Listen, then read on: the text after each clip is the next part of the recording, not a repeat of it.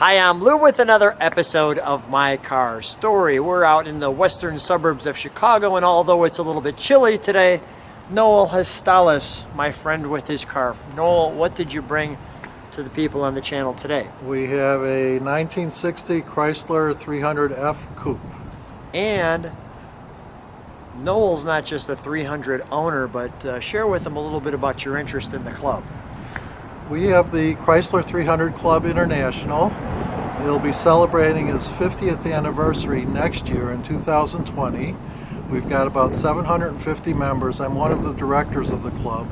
And last week we had our meet in Lewisville, Texas, a suburb of Dallas, and I drove this car 2,300 mile round trip. Very nice. In the rain and the wind and tornado warnings and hail warnings, and thank God I didn't see any tornadoes or hail, but the car ran beautifully. A true 300 car club guy. So let's go right to our featured attraction, and I'll just share that right there. And step with me, please. Noel, we're going to be asking you questions about this one. So first, how long have you had it? I've had this car about 15 years. It came to Chicago 20 years ago from a dealer out in Northern California. Now, obviously it's gorgeous, but why this car out of all the cars in the world? What started your fascination with the 300s? They were the performance cars for Chrysler. I grew up with Chryslers. My folks had Chryslers, but they were the inexpensive four-door sedans, Windsor, Newport, but have always had a passion for Chryslers.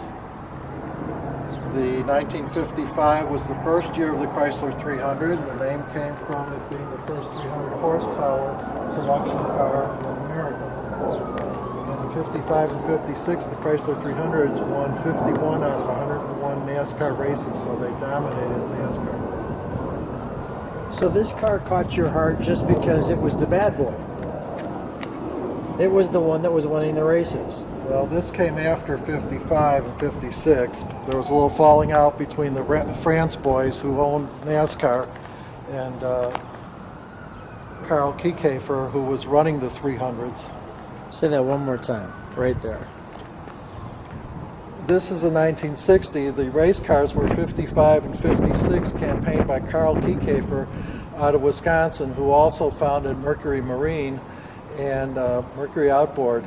And he had a falling out with the France brothers, who were the France family who owned NASCAR, because they were upset Chrysler was dominating the NASCAR races. So after 56, these were not raced at NASCAR anymore, but continued to be the performance icons for Chrysler for many years. And we can see that F right in there, and as I understand it, the first one was 55, and then they literally start adding letters to them.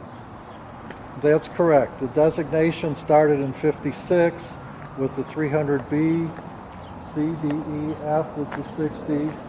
Then they went GH, they skipped I, the J was for 63, K for 64, and L was the final one in 65.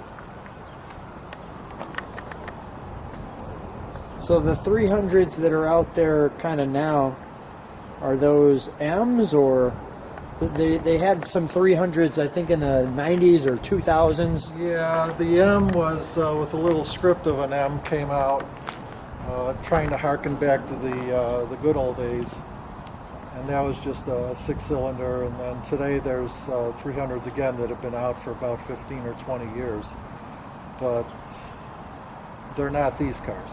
They're not the ones that have this. So these taillights were highlighted by the hot rodders of the time. They were. The boomerang taillights, 1 year only, 1960, although they're also used on the 61 Chrysler wagons as well as the 60s.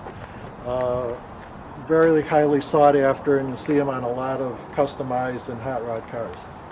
So now, what is this that we have here? It's supposed to emulate a spare tire.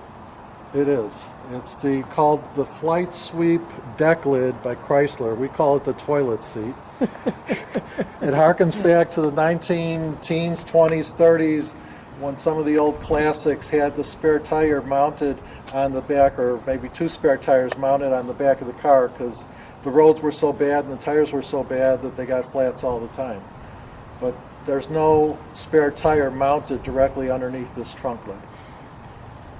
And we're going to see that because being someone with as much interest as Noel has, we have some definite trunk treats. Want to take a peek? Yeah, let's take a peek. Okay. So there's our trunk. That's a big trunk.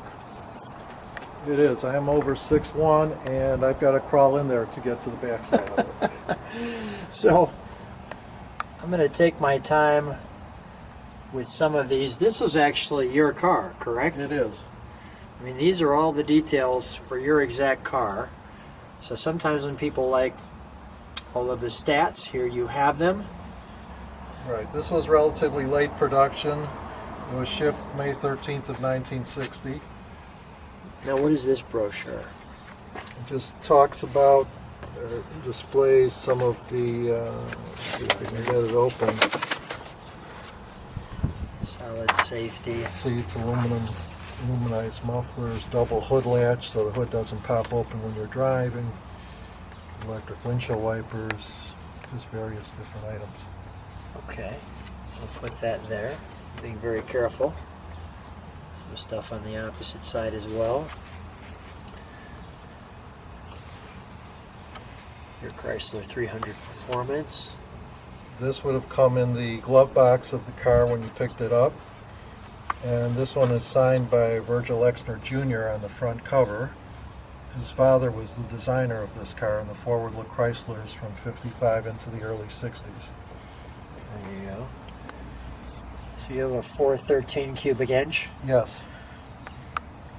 This is the second year of the 413, first year of the Ram induction. This gives some of the tune-up specs and some of the other specs for setting engine settings.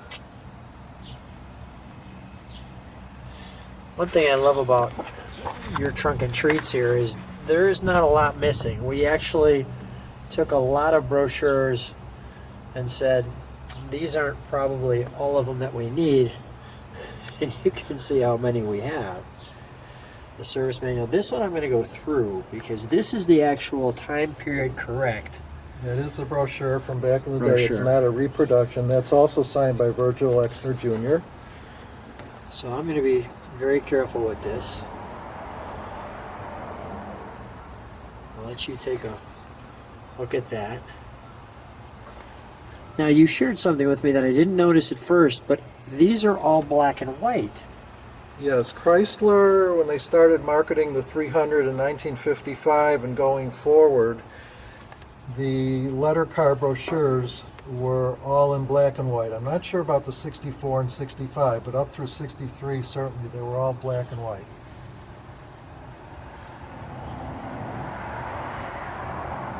Bold confession. The inner circle.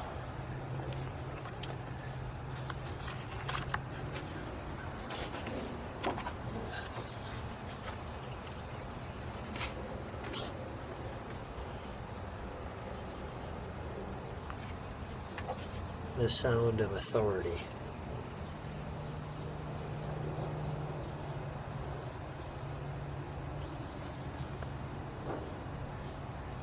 So you enjoy driving this car. You bring this car everywhere, and I want to a credit to yourself. You really enjoy educating people about this car. So this is a lot of fun. I do. To our club shows, I've driven it about 20,000 miles just to club shows.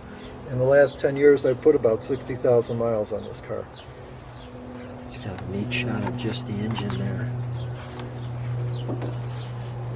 There's one of the rare convertibles. They only made 248 of these in a convertible. To whom it concerns. They also call this the banker's hot rod. Nice.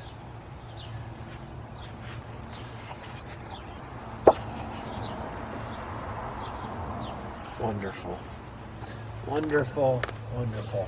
Matter of fact, it's a spine tingler.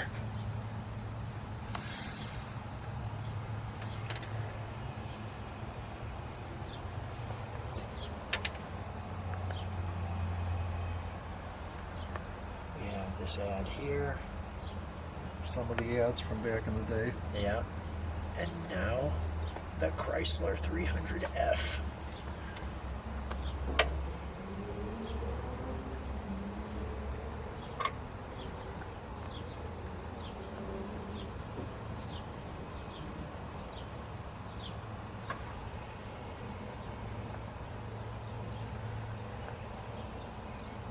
Rambunctious.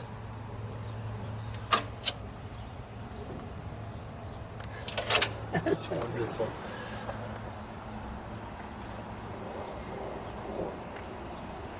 Wonderful. Let's move on to the interior, shall we? Okay.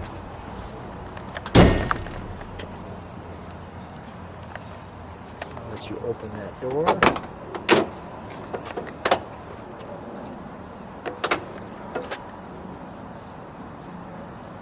So let me give people the overall, and even the back seats are fantastic. One of the things I absolutely adore they did with this car is that, although it's as big as a house, they split those seats to give you this 4-seat bucket feel.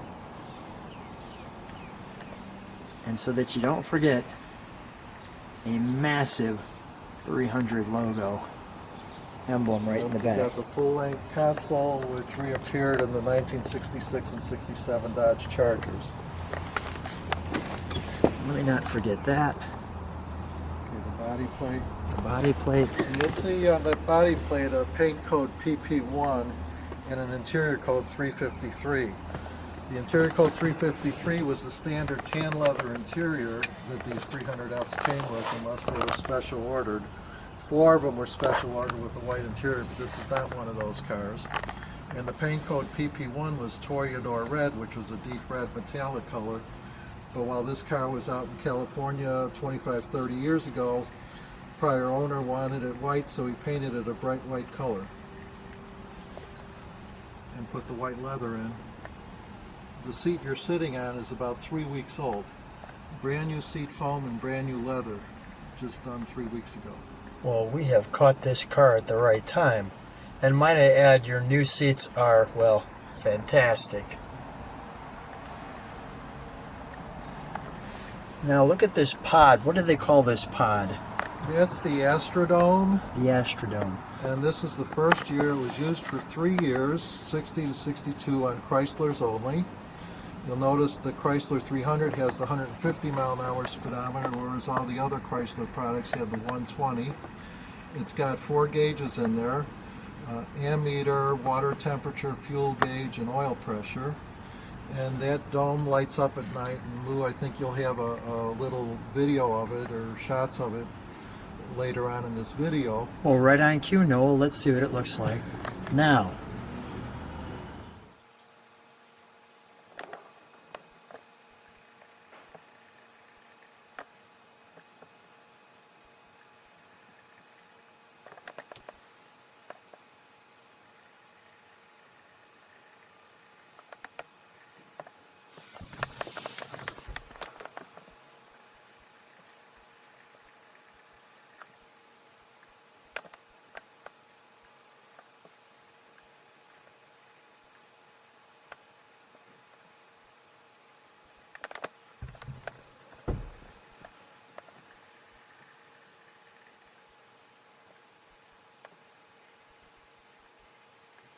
And there we go. So let's go And right. there are no bulbs in that dome, let me say. There's a small transformer in there with the phosphorescent paint, and it lights up beautifully at night, as you can see. Let's take a look under the hood, shall we? Shall we first look at this other feature that's kind Oh, of neat? yeah.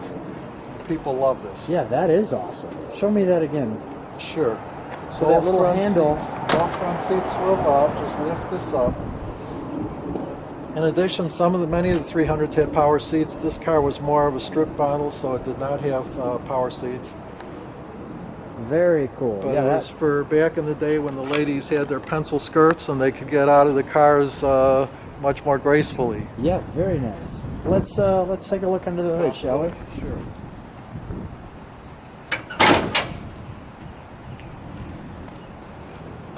Engine's a little dirty from the 300-mile road trip last week, but it's cleaned up some. That's cool. Now this is the, I just want to show that. Look at this, let me just get some perspective. You're 6'1". Yes. That hood's over your head. That's a heck of a hood. It's good, I don't bump my head on it. Yeah, no, this one you don't bump your head on. It's just fantastic. So what is this here, a firing order or something? No, that's the code of when it was produced. Okay. And it's a high performance. 41 means 413, and I think this was produced, I forget. It's something to do with May, yes. Okay. And this linkage is cool. Yep, we've got fixed linkage, working 2 4-barrel Carter AFB carburetors. These are the ram induction, the cross rams. They are cast aluminum, not cast iron, but they're still very heavy, and it's got the center tube is a equalizer, balancing tube to equalize the pressure. These gave it, they're 30-inch runners, and they gave it the supercharging effect back then. The Chrysler engineers who were hot rodders also had been playing with this for a number of years, so this was the first year it was standard. This was also the last year for the generator for Chryslers. Across the board, they went to alternators in '61. Although the 1960 Valiants had alternators, and the 9 or so 4-speed Chrysler 300Fs that were made had alternators also. Let's fire it up, shall we? Sure. One thing I'm going to ask you to do, I see these dual horns. We'll ask you to beep the horn. We'll show that linkage.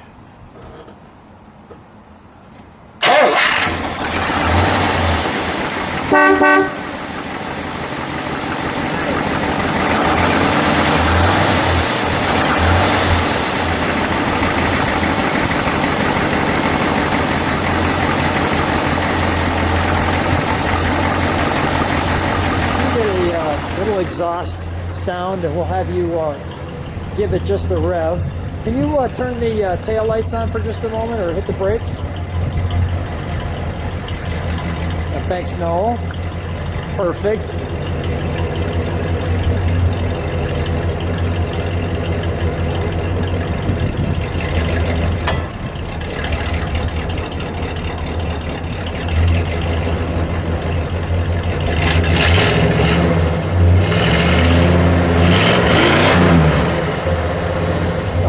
Shakes. Give me one more rev. That whole body shakes.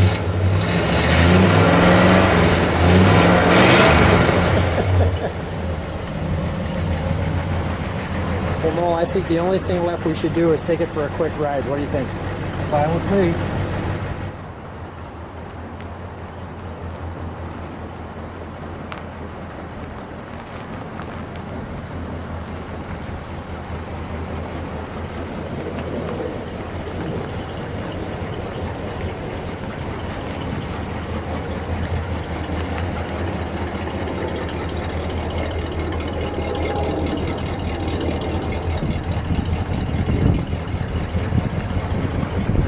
I'm going to jump in.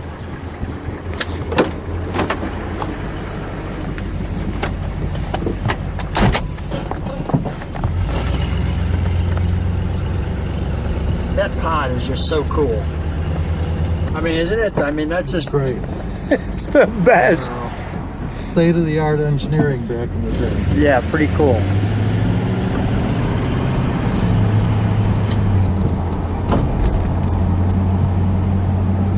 It sounds smooth. It's pretty good. I got a couple squeaks and rattles I still have to deal with, but it's a good run. Is it? It is a 1960, by the way, so yes. That would be normal. Now, a silly question, because we like silly questions. What's the fastest you've had your 300 up to? Maybe a touch over 100. Really? How was it at 100? It's good. I mean, the suspension on this car is about 40% stiffer than the standard Chryslers, and they were all excellent driving and handling cars because can't go that way.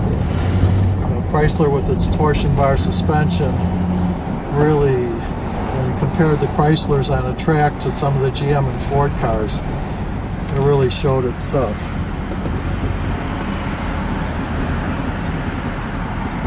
A little traffic here.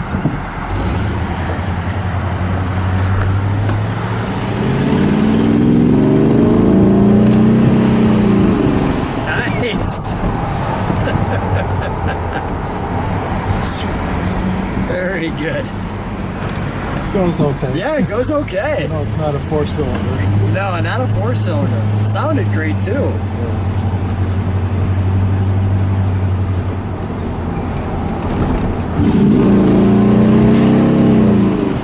Nice. all barrels open on that one. All 8 of them. All 8 of them. That is awesome. Well, if people like what they see, subscribe to the channel. Not only subscribe, but there's a little bell. Hit that bell. You'll see all of Lou's videos. Noel, what a treat. Thanks for bringing out your 300F. I am excited to see what people think of your car. It's absolutely beautiful, and it's such a wonderful, finned car. It's absolutely tremendous. Thanks so much for being on My Car Story. My pleasure, Lou.